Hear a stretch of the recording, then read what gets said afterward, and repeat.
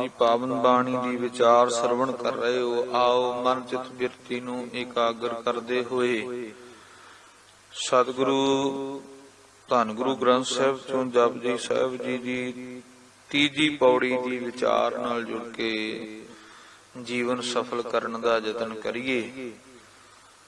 भावना सहित साहिबां नूं झुकाओ शीस, गज वज के आखो जी वाहिगुरु जी का खालसा वाहिगुरु जी की फतेह। गावै कूतान होवै किसै तान, गावै को दात जाणै नीसाण।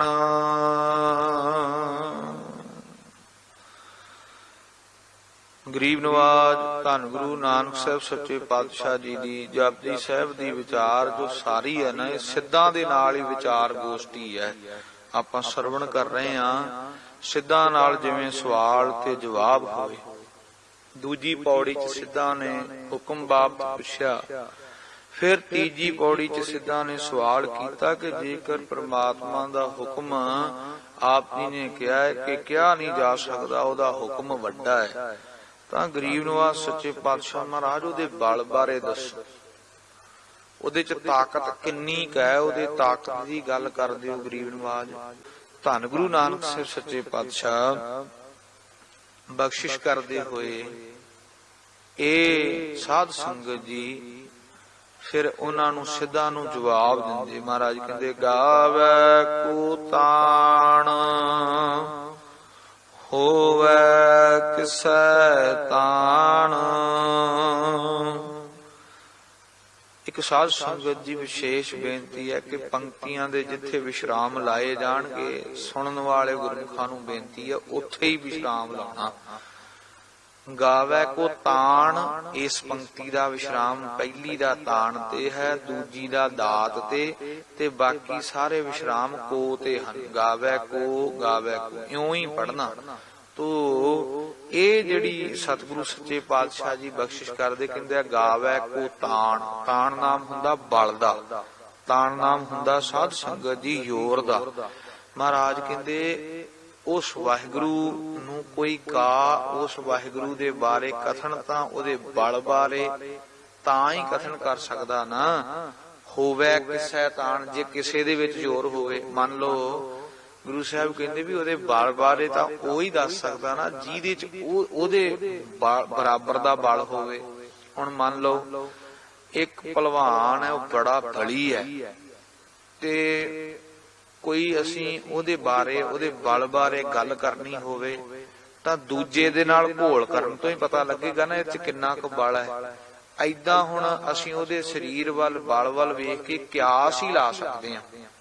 तो इस तरह परमात्मा च भी परमात्मा दे बल बारे भी महाराज कहंदे तां ही पता लग सकदा है जे अगों ओदे नाल साडा ओदे बराबर दा जे साडे च कोई बल होवे, कोई ओदे नाल घुलण दी समर्था होवे, भाव ओ परमात्मा दे बाबत जानण दी समर्था होवे। महाराज कहंदे कौन ओदे बारे ये गल कह सकदा है कि ओदे च किन्ना क बल है, क्योंकि होवै किसै तान, किसे च इन्ना बल होवे ते ओदे बल दी गल करे, किसे च खुद ही इन्नी ताकत नहीं है कि ओदे बल दी ओदे ताकत दी गल कर सके। गावै को तान होवै किसे च इन्ना बल नहीं है। गावै को दात जाणै नीसाण। कहंदे महाराज सच्चे पातशाह जी ओदे बल बारे नहीं दस सकदे। सिद्धा ने सवाल कर दिता, साध संगत जी सिद्धा ने सवाल किया, कहंदे गरीब नवाज जी जे ओदे बल बारे नहीं दसना तुसीं चाहुंदे जां दसदे नहीं तां फिर महाराज सच्चे पातशाह इदां करो, आप दी किरपा करके ओदियां दातां बारे ओदियां निशानियां बारे दसना करो। महाराज कहंदे भाई गावै को दात जाणै निशान। कौन ओदियां जे कोई ओदियां दातां बारे जानदा होवे कि ओदियां दातां केड़ियां केड़ियां ने, केड़ियां केड़ियां दातां दे रिहा है, ते फिर महाराज कहंदे ओदे बारे जां ओदियां निशानियां बाणे जानदा होवे तां ही दस सकूगा। बहुत महंगी है। ਕਹਿੰਦੇ ਕਦੇ ਆਕਸੀਜਨ ਲੈਣ ਲੱਗਿਆ, ਪ੍ਰਮਾਤਮਾ ਕੋਲੋਂ ਸਾਹ ਲੈਣ ਲੱਗਿਆ, ਕਦੀ ਉਹਦਾ ਮੁੱਲ ਪੁੱਛਿਆ ਜਾਂ ਉਹਨੇ ਤੁਹਾਡੇ ਕੋਲੋਂ ਮੁੱਲ ਦੱਸ ਕੇ ਤੁਹਾਡੇ ਕੋਲੋਂ ਮੁੱਲ ਮੰਗਿਆ ਉਹਨੇ? ਮੈਂ ਕਿਹਾ ਜੀ ਨਹੀਂ। ਕਹਿੰਦੇ ਫਿਰ ਆਕਸੀਜਨ ਲੈਂਦੇ ਹੋ ਕਿਵੇਂ ਲੈਂਦੇ ਹੋ? ਮੈਂ ਕਿਹਾ ਜੀ ਪਤਾ ਹੀ ਨਹੀਂ ਲੱਗਦਾ। ਕਹਿੰਦੇ ਇਹਦੇ ਤੋਂ ਕੁਝ ਮਹਿੰਗਾ ਲੱਗਦਾ। ਮੈਂ ਕਿਹਾ ਜੀ ਨਾ। ਸੋਚੀਏ ਆਕਸੀਜਨ ਦੀ ਕੀਮਤ ਕੀ ਹੈ। ਸਾਧ ਸੰਗਤ ਜੀ ਹਰ 1 ਸਕਿੰਟ ਚ 1 ਮਿੰਟ ਚ 24 ਵਾਰ ਸਾਹ ਲੈਂਦੇ ਆ। 24 ਵਾਰ ਸਾਹ ਲੈਣ ਤੇ ਵੀ ਅਸੀਂ ਪ੍ਰਮਾਤਮਾ ਦਾ ਸ਼ੁਕਰਗੁਜ਼ਾਰ ਨਹੀਂ ਹੁੰਦੇ। ਜਦੋਂ ਕਰੋਨਾ ਚੱਲਿਆ ਸੀ, ਆਕਸੀਜਨ ਦੀ ਘਾਟ ਆਈ ਸੀ ਤੇ ਲੋਕ ਮਰਦੇ ਸੀ ਆਕਸੀਜਨ ਤੋਂ ਬਿਨਾ। ਸਾਧ ਸੰਗਤ ਜੀ ਇੱਕ ਸਿਲੰਡਰ 20-20 ਹਜ਼ਾਰ ਦਾ ਵਿਕਿਆ ਤੇ 24 ਘੰਟਿਆਂ ਚ ਇੱਕ ਸਿਲੰਡਰ ਬੰਦਾ ਖਾ ਜਾਂਦਾ ਹੈ। ਮੰਨੋ ਅਸੀਂ 10-20 ਹਜ਼ਾਰ ਦੀ ਆਕਸੀਜਨ ਰੋਜ਼ ਦੀ ਖਾ ਰਹੇ ਹਾਂ। ਕਦੀ ਰੱਬ ਨੇ ਹਿਸਾਬ ਤੇ ਨਹੀਂ ਕੀਤਾ। ਉਹਦੀਆਂ ਦਾਤਾਂ ਹੀ ਗਾਵੈ ਕੋ ਦਾਤ, ਉਹਦੀਆਂ ਦਾਤਾਂ ਇੰਨੀਆਂ ਵੱਡੀਆਂ ਨੇ। ਇਹ ਤਾਂ ਇੱਕ ਛੋਟੀ ਹੈ। ਹੁਣ ਕੱਲੀ ਕੱਲੀ ਦਾਤ ਬਾਰੇ, ਉਹਦੀ ਦਿੱਤੀਆਂ ਹੋਈਆਂ ਦਾਤਾਂ ਬਾਰੇ ਗੱਲ ਕਰਨ ਲੱਗੀਏ ਤਾਂ ਸਾਧ ਸੰਗਤ ਜੀ ਕੋਈ ਨਹੀਂ ਕਰ ਸਕਦਾ। ਨਾ ਉਹਦੀਆਂ ਨਿਸ਼ਾਨੀਆਂ ਬਾਰੇ ਗੱਲ ਹੋ ਸਕਦੀ ਹੈ ਕਿ ਉਹਦੀਆਂ ਕਿੰਨੀਆਂ ਕੁ ਵੱਡੀਆਂ ਨਿਸ਼ਾਨੀਆਂ ਨੇ, ਉਹ ਕੈਸੇ ਨਿਸ਼ਾਨ ਨੇ। ਇਹ ਸਾਰੀ ਸ੍ਰਿਸ਼ਟੀ ਉਹਦਾ ਹੀ ਤੇ ਨਿਸ਼ਾਨ ਹੈ, ਵਾਹਿਗੁਰੂ ਦਾ। ਗਾਵੈ ਕੋ ਗੁਣ ਵਡਿਆਈਆ ਚਾਰ।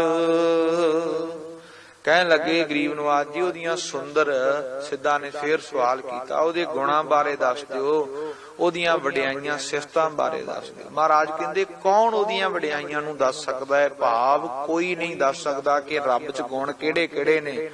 ਉਹ ਬੇਅੰਤ ਗੁਣਾਂ ਵਾਲਾ ਹੈ। ਬੇਅੰਤ ਦਾ ਅਰਥ ਹੁੰਦਾ ਬੇਨਾਮ ਰਹਿਤ, ਅੰਤ ਨਾਮ ਖਤਮ। ਜਿਸ ਚੀਜ਼ ਨੂੰ ਕਦੀ ਵੀ ਖਤਮ ਨਹੀਂ। ਬੇਅੰਤ ਦਾ ਮਤਲਬ ਹੈ ਬੇਅੰਤ, ਕਦੀ ਵੀ ਖਤਮ ਨਹੀਂ ਹੋਣਗੇ ਉਹਦੇ ਗੁਣ। ਉਹਦੇ ਬੇਅੰਤ ਗੁਣ ਹਨ। ਸਾਧ ਸੰਗਤ ਜੀ ਮਹਾਰਾਜ ਕਹਿਣ ਲੱਗੇ ਵਡਿਆਈਆ ਚਾਰ, ਉਹਦੀਆਂ 4 ਸੁੰਦਰ ਵਡਿਆਈਆਂ ਬਾਰੇ ਵੀ ਨਹੀਂ ਕਿਹਾ ਜਾ ਸਕਦਾ। ਉਹਦੀਆਂ ਸਿਫਤਾਂ ਬਾਰੇ 4 ਨਾਮ ਸੁੰਦਰ ਦਾ ਹੁੰਦਾ। ਕੋਈ ਇੰਨਾ ਸਮਰੱਥਾ ਨਹੀਂ ਰੱਖਦਾ ਕੋਈ ਉਹਦੀਆਂ ਸੋਹਣੀਆਂ ਵਡਿਆਈਆਂ ਨੂੰ ਕਰ ਸਕੇ ਜਾਂ ਉਹਦੇ ਗੁਣਾਂ ਨੂੰ ਗਾ ਸਕੇ। ਗਾਵੈ ਕੋ ਵਿਦਿਆ ਵਿਖਮ ਵਿਚਾਰ। ਮਹਾਰਾਜ ਨੂੰ ਕਹਿਣ ਲੱਗੇ, ਕਹਿੰਦੇ ਮਹਾਰਾਜ ਜੀ ਉਹ ਵਿਦਿਆ ਦੁਆਰਾ ਉਹਦੇ ਵਿਚਾਰ ਦੇ ਬਾਰੇ ਦੱਸ ਦਿਓ। ਵਿਦਿਆ ਕਿ ਉਹਦੀ ਵਿਦਿਆ ਕਿਹੋ ਜਿਹੀ ਹੈ, ਉਹਦਾ ਗਿਆਨ ਕਿਹੋ ਜਿਹਾ ਹੈ, ਉਹਦੀਆਂ ਬਖਸ਼ਿਸ਼ਾਂ ਬਾਰੇ ਤੇ ਉਹਦੀ ਵਿਚਾਰ ਬਹੁਤ ਡੂੰਘੀ। ਵਿਚਾਰ ਵਿਖਮ ਦਾ ਮਤਲਬ ਹੈ ਕਠਿਨ, ਔਖੀ ਹੈ। ਗਾਵੈ ਕੋ ਵਿਦਿਆ ਵਿਖਮ ਵਿਚਾਰ, ਕੋਈ ਇੰਨੀ ਜ਼ਿਆਦਾ ਹੈ ਨਹੀਂ ਬਲ ਵਾਲਾ ਕਿ ਉਹਦੇ ਬਾਬਤ ਕੋਈ ਉਹਦੀ ਵਿਚਾਰ ਕਠਿਨ ਵਿਚਾਰ ਨੂੰ ਕਰ ਸਕੇ। ਗਾਵੈ ਕੋ ਸਾਜ ਕਰੇ ਤਨ ਖੇਹ। ਇਹ ਵਾਹਿਗੁਰੂ ਦੀ ਕਿੱਡੀ ਵੱਡੀ ਖੇਡ ਹੈ। ਕਦੀ ਤੇ ਜੀਵ ਨੂੰ ਪੈਦਾ ਕਰ ਦਿੰਦਾ ਹੈ, ਉਹਨੂੰ ਪੈਦਾ ਕਰਕੇ ਸਾਧ ਸੰਗਤ ਜੀ ਤੇ ਫਿਰ ਤਨ ਨੂੰ ਖੇਹ ਕਰ ਦਿੰਦਾ ਹੈ, ਨਾਸ਼ ਕਰ ਦਿੰਦਾ ਹੈ। ਗੰਢੇਂਦਿਆਂ 6 ਮਾਹ ਤੋੜੇਂਦਿਆਂ ਹਿੱਕਿਨੋਂ। ਗੰਢਣ ਵੇਲੇ 6 ਮਹੀਨੇ ਮਾਂ ਦੇ ਗਰਭ ਦੇ ਵਿੱਚ ਕੱਲਾ ਕੱਲਾ ਅੰਗ ਵੰਡਣ ਤੇ ਲਾ ਦਿੱਤਾ। 6 ਮਹੀਨਿਆਂ ਬਾਅਦ ਸਰੀਰ ਤਿਆਰ ਹੋਇਆ, ਪਾਲਣਾ ਪੋਸ਼ਿਆ ਹੋਈ, ਵੱਡਾ ਹੋਇਆ ਤੇ ਮਰਨ ਵਾਲੇ ਕੀ ਇੱਕ ਖਿਨੋਂ 1 ਸਕਿੰਟ ਵੀ ਨਾ ਲੱਗਾ। ਤੋ ਸਾਧ ਸੰਗਤ ਜੀ ਇਸੇ ਤਰ੍ਹਾਂ ਉਸ ਵਾਹਿਗੁਰੂ ਦੇ ਗੁਣਾਂ ਨੂੰ, ਉਹਦੀ ਤਾਕਤ ਨੂੰ ਕਿਹੜਾ ਗਾ ਸਕਦਾ ਹੈ? ਉਹ ਰੱਖਦਾ ਹੈ ਸਾਧ ਸੰਗਤ ਜੀ। ਉਹ ਸਰੀਰ ਨੂੰ ਸਾਜਦਾ ਹੈ। ਸੁਣ 3 ਸਰੀਰ ਨੇ, ਸੂਖਸ਼ਮ, ਸਥੂਲ ਤੇ ਕਾਰਨ। ਇਹ ਜਿਹੜੀ ਵਾਹਿਗੁਰੂ ਦੀ ਦਿੱਤੀ ਹੋਈ ਦੇਹ ਹੈ ਨਾ ਸਾਧ ਸੰਗਤ ਜੀ, ਇਹਨੂੰ ਉਹਨੇ ਸਾਜਿਆ ਹੋਇਆ ਹੈ। ਜਿਸ ਪਰਮਾਤਮਾ ਨੇ ਬਣਾਇਆ ਹੋਇਆ ਹੈ ਉਹ ਆਪੇ ਹੀ ਬਣਾਉਂਦਾ ਹੈ ਤੇ ਆਪੇ ਹੀ ਇਹਨੂੰ ਖੇ ਨਾਸ਼ ਕਰ ਦਿੰਦਾ ਹੈ। ਕੋਈ ਉਹਦੇ ਬਾਰੇ ਨਹੀਂ ਗਾ ਸਕਦਾ ਕਿ ਉਹਦੀਆਂ ਦੇਹਾਂ ਕਿੱਡੀਆਂ ਕਿੱਦਾਂ ਦਾ ਹੈ। ਗਾਵੈ ਕੋ ਜੀ ਲੈ ਫਿਰ ਦੇਹ। ਕੌਣ ਗਾ ਸਕਦਾ ਹੈ? ਅਗਲੀ ਪੰਕਤੀ ਚ ਫੇਰ ਉਹੀ ਕਹਿੰਦੇ ਕੋਈ ਇੰਨੀ ਸਮਰੱਥਾ ਨਹੀਂ ਰੱਖਦਾ ਬਾਬਤ ਵਾਹਿਗੁਰੂ ਦੇ ਦੱਸਣ ਦੀ ਕਿ ਉਹਦੇ ਜੀਆਂ ਬਾਰੇ, ਜਿੰਨੇ ਜੀਵ ਪੈਦਾ ਨੇ ਜਾਂ ਕੋ ਹੋਰ ਖੇਡ ਹੈ, ਨਹੀਂ ਦੱਸ ਸਕਦਾ। ਕਹਿੰਦੇ ਗਾਵੈ ਕੋ ਜੀ ਲੈ ਫਿਰਦੇ। ਹੁਣ ਜੀ ਜਿੰਦੜੀ ਨੂੰ ਵੀ ਕਿਹਾ ਜਾਂਦਾ। ਕਹਿੰਦੇ ਇਹ ਜਿਹੜੀ ਜਿੰਦੜੀ ਆਤਮਾ ਹੈ, ਵੇਖੀਏ ਕਿੰਨੀ ਬਲਵਾਨ ਹੈ। 3 ਚੀਜ਼ਾਂ ਨੂੰ ਚੱਕ ਕੇ ਤੁਰੀ ਫਿਰਦੀ। ਕਿਹੜੀ ਕਿਹੜੀ? ਸੂਖਸ਼ਮ ਨੂੰ, ਸਥੂਲ ਨੂੰ ਤੇ ਕਾਰਨ। ਕੌਣ ਗਾ ਸਕਦਾ ਹੈ? ਉਹਨੇ ਇੱਕ ਜਿੰਦ ਤੋਂ ਜਿਹੜੀ ਦਿਸਦੀ ਵੀ ਨਹੀਂ ਹੈ, ਜਿਹੜੀ ਆਤਮਾ ਜਿਹਨੂੰ ਮੰਨਿਆ ਜਾਂਦਾ ਹੈ ਜਿੰਦੜੀ, ਉਹਨੂੰ ਤਿੰਨ ਸਰੀਰ ਚੁਕਾਏ ਹੋਏ। ਸਾਡੇ ਸਰੀਰ ਤਿੰਨ ਤਰ੍ਹਾਂ ਦਾ ਹੈ ਨਾ, ਸੂਖਸ਼ਮ, ਕਾਰਨ ਤੇ ਸਥੂਲ।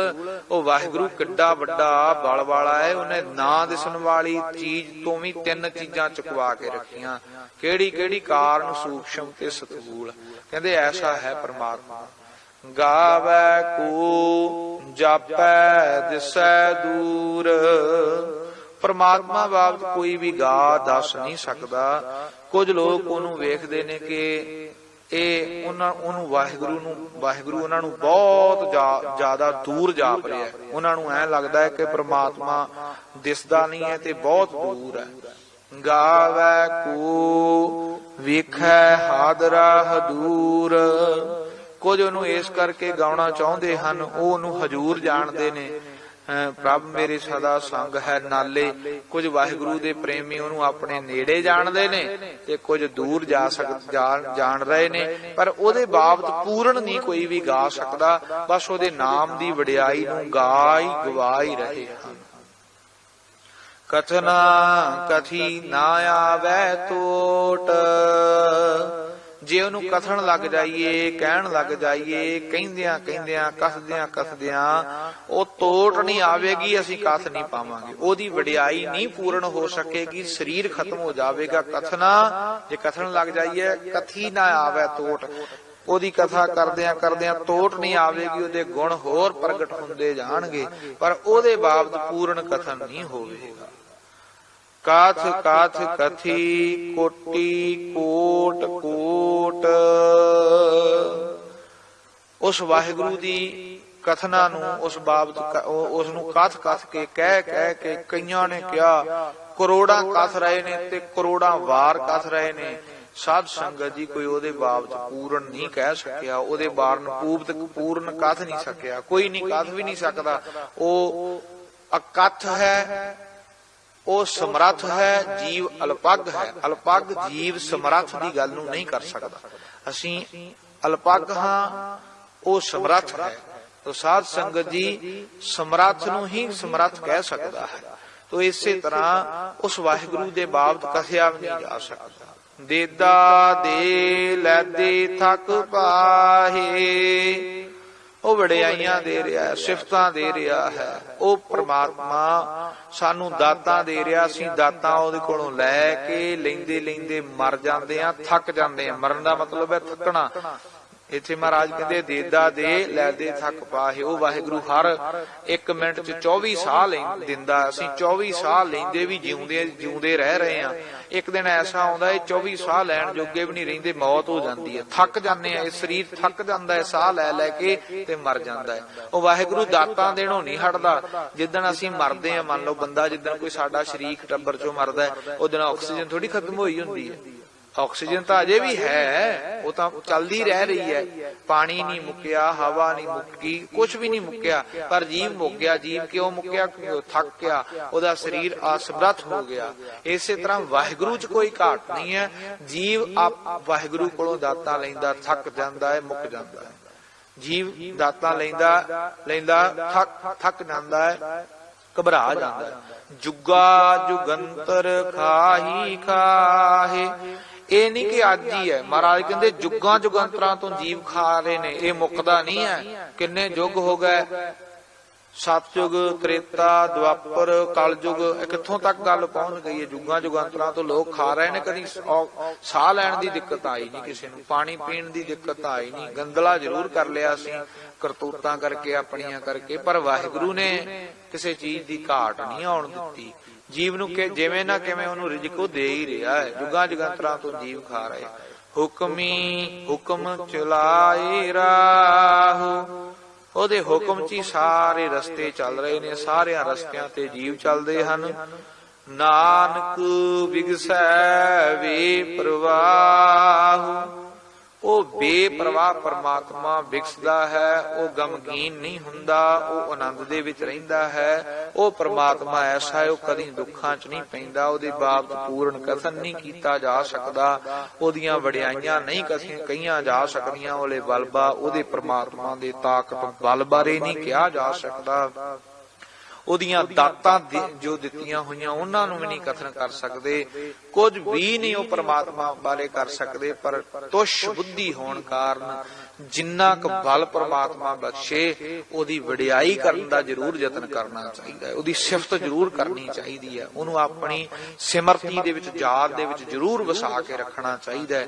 ਜਿੰਨਾ ਹੋ ਸਕੇ ਵੱਧ ਤੋਂ ਵੱਧ ਵਾਹਿਗੁਰੂ ਨੂੰ ਯਾਦ ਕੀਤਾ ਜਾਵੇ, ਵਾਹਿਗੁਰੂ ਦੀ ਇਬਾਦਤ ਕੀਤੀ ਜਾਵੇ, ਵਾਹਿਗੁਰੂ ਨੂੰ ਧਿਆਇਆ ਜਾਵੇ, ਤਾਂ ਹੀ ਜੀਵ ਦਾ ਭਲਾ ਹੋਵੇਗਾ। ਗਰੀਬ ਨਿਵਾਜ ਜੀ ਨੇ ਕਿਰਪਾ ਕੀਤੀ ਹੈ। ਸਤਿਗੁਰੂ ਕਿਰਪਾ ਕਰਨ, ਵਿਚਾਰ ਹਿਰਦਿਆਂ 'ਚ ਵਸ ਜਾਣ, ਲੋਕ ਸੁਖੀ ਪ੍ਰਲੋਕ ਸਹੇਲਾ ਹੋਵੇ। ਸੰਗਤ ਦੇ ਚਰਨ ਪਰਸਦਿਆਂ ਹੋਈਆਂ ਭੁੱਲਾਂ ਦੀ ਖਿਮਾ। 2 ਪੰਕਤੀਆਂ ਪੜ੍ਹ ਕੇ ਸਮਾਪਤੀ ਹੈ। ਜੁਗਾ ਜੁਗੰਤਰ ਖਾਹੀ ਖਾਹੇ, ਹੁਕਮੀ ਹੁਕਮ ਚਲਾਏ ਰਾਹੋ, ਨਾਨਕ ਵਿਗਸੈ ਵੇ ਪਰਵਾਹੋ। ਵਾਹਿਗੁਰੂ ਜੀ ਕਾ ਖਾਲਸਾ, ਵਾਹਿਗੁਰੂ ਜੀ ਕੀ ਫਤਿਹ।